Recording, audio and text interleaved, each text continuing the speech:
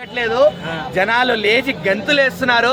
Screen కనిపిస్తే ఒట్టు, dialogue వినిపిస్తే ఒట్టు, బొమ్మ కనిపిస్తే ఒట్టు, అంత బాగుంది. జనాలు మాత్రం చాలా ఎక్సైటెడ్ గా చూస్తున్నారు. అంతే ఎక్సైట్మెంట్ ని మనకి సుజీత్ గారు ఇచ్చేసారు కూడా. పవన్ కళ్యాణ్ పడ్డప్పుడు భారీ హిట్ పడుతుంది. ఆ రేంజ్ లో ఉన్నారు. పవన్ కళ్యాణ్ మామూలుగా హిట్ కొడితే ఇట్లాంటి హిట్లు కొట్టరు.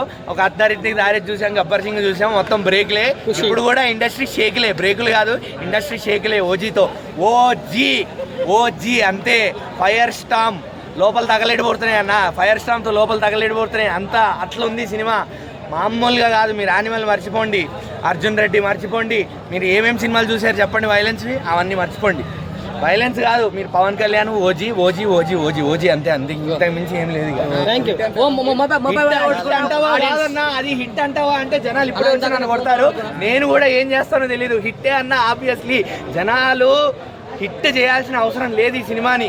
ఒక 2 నిమిషాలు సినిమా లోపలికి వెళ్ళాక చూస్తే అర్థమైంది. ఇది ఇండస్ట్రీ షేక్ చేసే సినిమా. ఇది ఓజీ సినిమా టైటిల్కి తగ్గట్టే సినిమాలన్నిటికీ ఓజీ.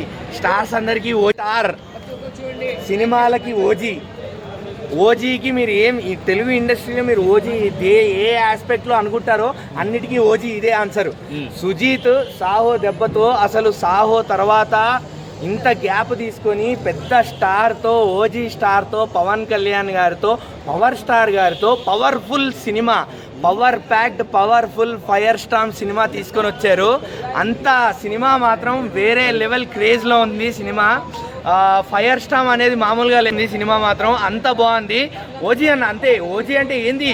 ఓజీ అది ఒక లెవెల్. అది ఓజీ అంటే ఏంది ఇండస్ట్రీలో హిట్టా సినిమా ఫట్టా అనేది ఇప్పుడు మనం ఓజీ చూస్తే మనకు అర్థమైంది.